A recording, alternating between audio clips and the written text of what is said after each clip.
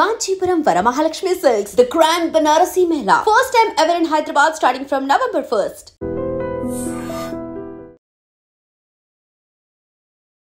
పశ్చిమ గోదావరి జిల్లా భీమవరం సుంకర పద్దయ్య వీధిలో దారుణమైన ఘటన చోటు చేసుకుంది.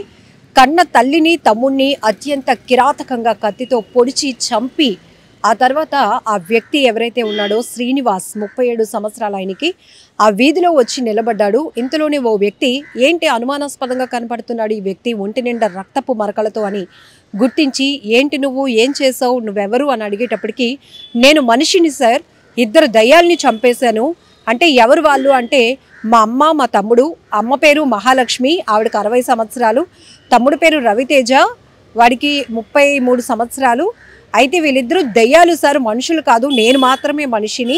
వాళ్ళిద్దరూ ఎంత గట్టిగా ఉంటారంటే పొడిచి చంపుతున్నా కూడా వాళ్ళకి ఏం అవ్వటం లేదు అంటూ విచిత్రకరమైనటువంటి మాటలు చెప్తున్నప్పటికీ ఆ వ్యక్తి పూర్తి వివరాలు తెలుసుకునే ప్రయత్నంలో మొత్తం వీడియో రికార్డ్ చేసి సోషల్ మీడియాలో పోస్ట్ చేశాడు. అయితే ఈ శ్రీనివాస్ అనే ఈ పర్సన్ మెంటల్ కండిషన్ పైన చాలా అనుమానాలు వ్యక్తమవుతున్నాయి.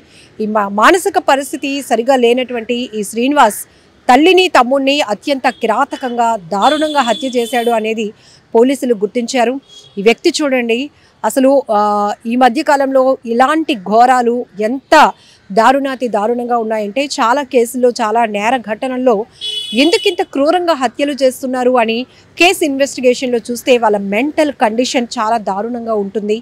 ఏం జరుగుతుందో తెలియట్లేదు, లేకపోతే ఏజ్కి తగ్గట్టుగా వాళ్ళ లైఫ్ ముందుకు నడవటం లేదనా, జాబులు రావటం లేదనా, ఫైనాన్షియల్ స్ట్రెస్, కుటుంబ వ్యవహారాల ఇవన్నీ కారణాల, లేకపోతే ఆరోగ్యపరమైనటువంటి సమస్యలు తీవ్ర ఒత్తిడిగా మారి వాళ్ళ మెంటల్ కండిషన్ పైన తీవ్రమైన ఎఫెక్ట్ చూపిస్తున్నాయి అనేది కూడా పూర్తిగా విశ్లేషించుకోవాల్సినటువంటి పరిస్థితి ఉంది. ఇక్కడ ఆ తల్లి ఎక్కువగా తనకన్నా తన తమ్ముడికే ప్రేమను చూపిస్తోంది, తన తమ్ముడిని ఎక్కువగా కేర్గా చూసుకుంటోంది అని చెప్పి ఈ అబ్బాయి ఆలోచన.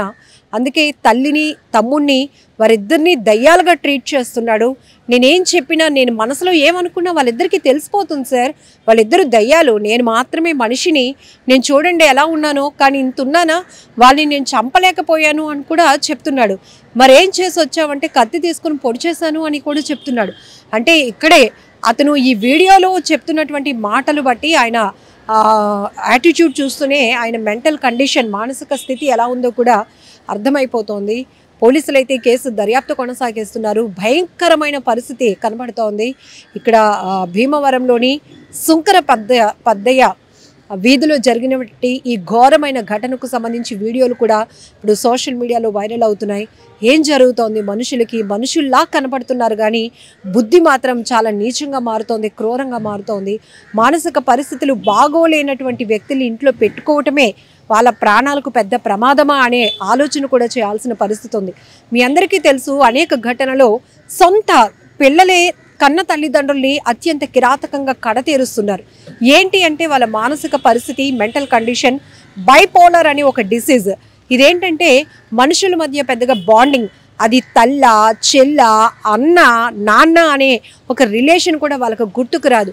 వాళ్ళ వల్ల వీళ్ళు ఏదైనా పెయిన్ ఫీల్ అయితే కనుక, వాళ్ళ వల్ల వీళ్ళు ఏదైనా ఇబ్బంది ఫీల్ అయితే కనుక ఇమీడియట్గా వాళ్ళని హత్య చేయడానికి కూడా వెనకాడరు అనేది కూడా మానసిక నిపుణులు చెప్తున్నటువంటి మాటలు.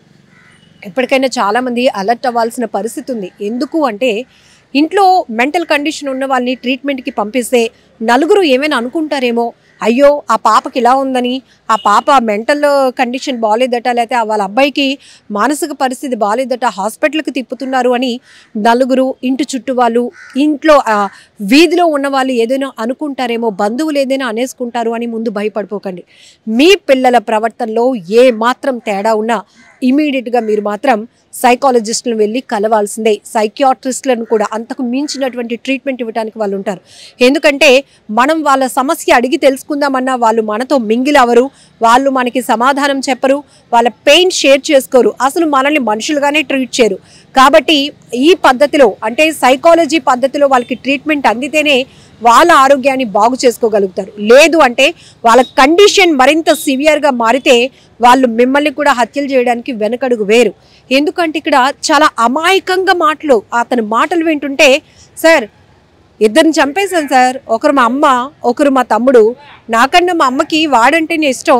నేను మనసులో ఏమనుకుంటున్నా వాళ్ళిద్దరికీ తెలిసిపోతుంది, అందుకే చంపేశాను. వాళ్ళిద్దరు దెయ్యాలు, చాలా గట్టిగా ఉంటారు అని చెప్తున్నాడు. అంటే మాటలు బట్టి అర్థమైపోతుంది ఈ శ్రీనివాస్ అనేటటువంటి వ్యక్తి మెంటల్ కండిషన్ ఎలా ఉంది అనేది. పోలీసులు కూడా షాక్ గురయ్యారు. ఎందుకంటే అతని మానసిక పరిస్థితి బట్టి ఆ తల్లిని తమ్ముడిని అత్యంత క్రూరంగా కత్తితో పొడిచి అనేక సార్లు పొడిచి చంపుంటాడు అనేది కూడా వాళ్ళు దర్యాప్తులో గుర్తించినటువంటి అంశాలు. ఏది ఏమైనప్పటికీ చాలా బాధాకరమైన ఘటన. ఈ మధ్యకాలంలో పిల్లలేంటి పెద్దవాళ్ళేంటి మానసిక పరిస్థితులు మాత్రం బాగోట్లేదు, అదుపు తప్పుతున్నాయి. ఎందుకంటే అనేక రకాల కారణాలు. ఒత్తిడి కాస్త తీవ్రంగా మారుతోంది, తర్వాత అది ఆరోగ్యం పైన తీవ్రమైన ప్రభావాన్ని చూపిస్తూ ఏకంగా మానసిక ఆరోగ్యం పైన కూడా తీవ్రమైనటువంటి ప్రభావాన్ని చూపిస్తుంది అని చెప్పడంలో ఎలాంటి డౌట్ లేదు. ఎందుకంటే ఇది ఒకటే కాదు, అనేక ఘటనల్లో చూస్తే పోలీసుల ఇన్వెస్టిగేషన్లో సైకాలజిస్టులు కూడా చెప్పిన షాకింగ్ ఫ్యాక్ట్స్ ఏంటంటే బైపోలార్ డిసీజ్ ఇలాంటివి మానసికమైన మెంటల్ కండిషన్ బాగోలేని వాళ్ళని మేమేదో జాగ్రత్తగా చూసుకోగలుగుతామని మీరు ఇంట్లో పెట్టుకుంటే గనక వాళ్ళు మీ ప్రేమను అర్థం చేసుకోలేరు. ఇంట్లో ఉన్న కండిషన్స్ని, ఇంట్లో ఉన్న ప్రాబ్లమ్స్ని వాళ్ళు అర్థం చేసుకోలేరు. అది వాళ్ళకి ప్రాబ్లంగా భావించి ఏకంగా మర్డర్స్ చేయడానికి కూడా వెనకడుగు వేయరు. బీ కేర్ఫుల్ అని కూడా చెప్తున్నారు. ఏమాత్రం పిల్లలు కావచ్చు, పెద్దవాళ్ళు కావచ్చు, ఉన్నట్టుండి వాళ్ళ బిహేవియర్లో ఏమైనా డిఫికల్ట్గా చేంజెస్ కనిపిస్తే, మెంటల్ చేంజెస్, బిహేవియరల్ చేంజెస్ ఏమైనా కనిపిస్తే ఇమీడియట్గా అలర్ట్ అవ్వండి. ఎందుకంటే విశాఖ మల్కాపురంలో కూడా ఓ కొడుకు ఆ తల్లి గేమ్ ఆడుకోవడానికి పట్టుకున్నటువంటి ల్యాప్టాప్ని అమాంతం లాగేసుకుందని తల్లిని చంపేశాడు కత్తితో పొడిచి, కబోర్డ్లో దాచిపెట్టేసి అన్నయ్యకేమో తెలియకుండా అమ్మ ఎక్కడికో వెళ్ళింది అని చెప్పి ఆ డ్రామా ఆడాడు. అంటే కేవలం వాళ్ళ మెంటల్ కండిషన్. ఆ తర్వాత అతన్ని అదుపులోకి తీసుకున్నాక కూడా నా చేతులారా నేను తల్లిని చంపాను అనేటటువంటి రియలైజ్ కూడా అవ్వలేదు. ఎందుకంటే వాళ్ళకి అవేవి రిలేషన్స్ కానీ ఎమోషన్స్ ఏవి ఉండవట.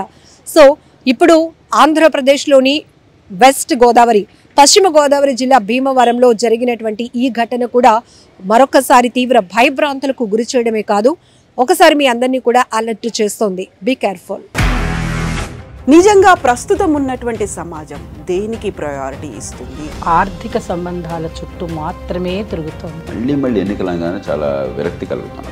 మంచి అనిపిస్తుంది కదా, లేడీస్ కూడా ఛాలెంజింగ్ జాబ్స్ చేసినప్పుడు చాలా బాగుంటది. ట్రాఫిక్ అసిస్టెంట్స్ గా నియమించిన ట్రాన్స్జెండర్స్ అందరితో సాల్యూట్ చేయించుకుంటున్నారు. ఫుడ్ డెలివరీ ఇవ్వటానికి వెళ్ళినటువంటి డెలివరీ బాయ్ అనిల్ పై కళ్ళ ముందు